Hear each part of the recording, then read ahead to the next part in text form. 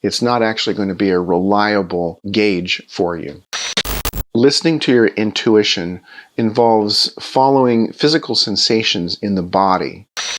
Hi, this is Jim Brillon. Welcome to this YouTube channel where we discuss all things mental health. The topic today is intuition, and should I always trust my gut? When it comes to the subject of intuition, I've discovered that a lot of people don't really know how to tap into their intuition. They can't really tell the difference between what their gut is telling them or what their head is telling them. It's an interesting subject, and to understand intuition, I think we have to start to understand what recent neuroscience is starting to discover, something called the enteric nervous system. So we do have a gut sense, a center of intuition that's part of the enteric nervous system. Long story short, the enteric nervous system involves our head brain, what science is describing as our heart brain, and our gut brain.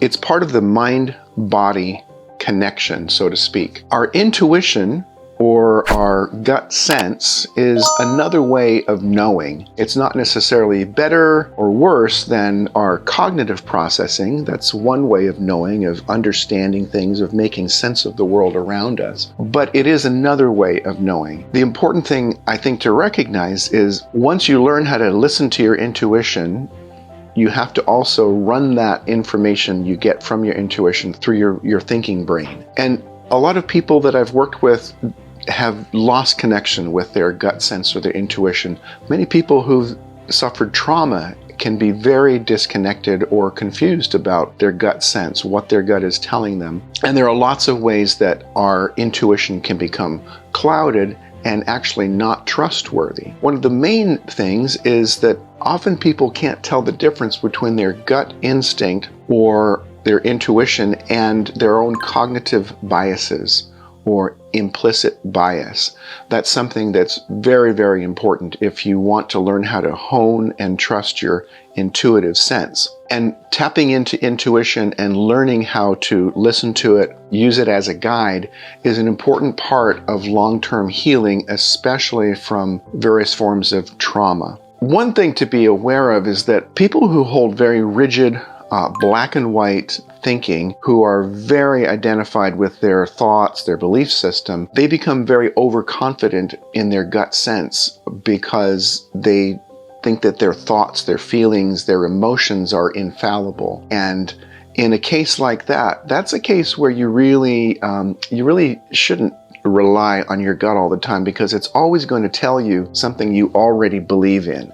It's not actually going to be a reliable gauge for you. Another thing is that familiarity can confuse our intuition, because you might have a good feeling about someone because they're more similar to you, because they have shared interests. They might have the same skin color or race or accent. So that's another thing that can cloud our intuition. Trusting your gut, listening to your intuition, involves following physical sensations in the body that can help guide you towards a right or a wrong decision. Intuition, intuitive guidance, is not going to give you rich, complicated information. Your intuition is never going to tell you, go talk to that person, then wait 3 days and go over there and do that, and then turn around and go do that. That's not the way our intuition works. Our intuition is basically confirmation or negation. Our intuition basically gives us a yes or thumbs up or a thumbs down. That's basically what our intuition does. And that's the reason that listening to your intuition is something that you have to take that information and then run it through your cognitive processes. It's sort of like an internal warning system, but it needs confirmation from the brain in order to really rely on the information that we get. So this idea of an enteric nervous system, what happens is our gut sense or our intuition is the neurons in that part of our body communicating with our brain, trying to send messages. An interesting aspect of this enteric nervous system is that most of those nerves in our gut that are communicating with our brain are afferent, meaning that they begin in our gut and they send messages in one direction only. So they're designed to communicate with our brain. But our gut if we're not aware of it, could also be a combination of our projections, especially when it comes to past relationships with people. It can include our judgments, our biases. So you want to really question, is that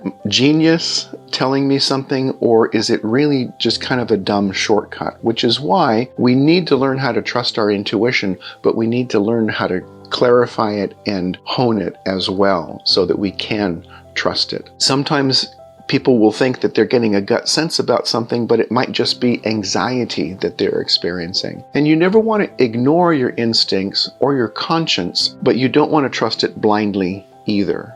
What a gut sense or an intuitive sense might feel like, it's often very, very subtle.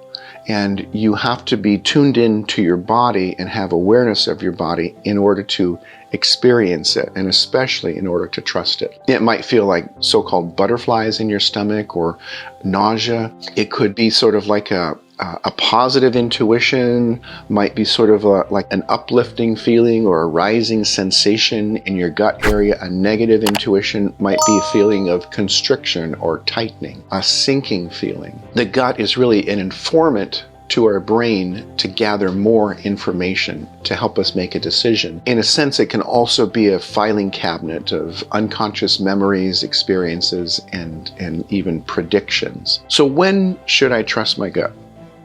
You should trust your gut when you can tell the difference between your intuition and your cognitive biases. When you've done that kind of work, you should never trust your gut alone above everything else without running it through the rest of your nervous system and using your analytical brain, though. What we're talking about is the difference between what some scientists have described as fast processing or slow processing. That's a really interesting subject that needs a lot more explanation, but the gut is fast processing. Our thought processes are slower processing. And you need both in order for that gut sense to be reliable. You really shouldn't trust your gut alone when you're overconfident in your own abilities, or when you have a lot of grandiosity, when you think you're better than other people, or you know it all, because your gut is always going to confirm preconceived biases, and it's not going to be trustworthy. When you're unaware or unaccepting of your own prejudices and projections, you can't really trust your gut.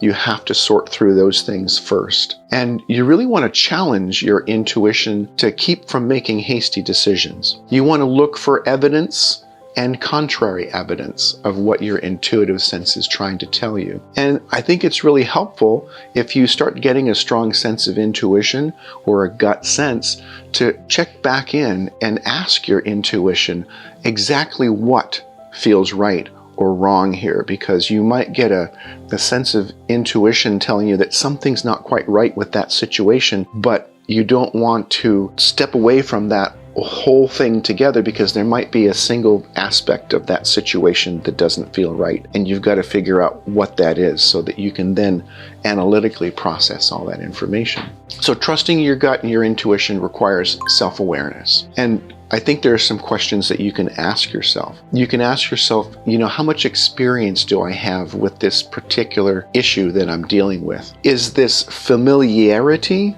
or is it clear intuition? Because again, familiarity and similarity, often we can have positive senses about those things because it's comfortable, not because it's intuition. You want to ask, does the situation I'm coping with, does it require fast processing or slow processing?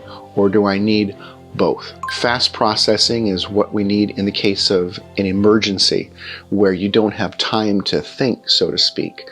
And in those cases, you want to trust the senses that your body's telling you. And then you want to ask yourself, what are my cognitive biases and how are they influencing me? So there are ways to improve your intuition. And this is something that I work on with people in therapy. First of all, if you have a history of trauma, you have to start to heal some of that trauma before you can heal your intuition so that you can trust it. Honestly accepting your biases, your prejudices, and owning your projections, one of the major steps in learning how to improve your intuition. Growing in self-awareness and emotional intelligence is important. And being able to check in with yourself, including your bodily sensations, feelings. An important aspect of it is learning to practice mindfulness. In other words, living in the present moment without getting caught up in your thoughts or driven by your emotions. It's kind of an initial discussion about intuition versus cognitive processing, our gut sense. There's a whole lot more to say about this. I'd be very interested in hearing what your experience has been with intuition and your gut sense, whether you can tell what that is or not. And if you have any questions or comments, I'd love to read them. So feel free to put comments down. And as always, if the videos are helpful, I encourage you to sign up for notifications, subscribe, and we can let you know when more information is coming out. Take care of yourself. Bye-bye.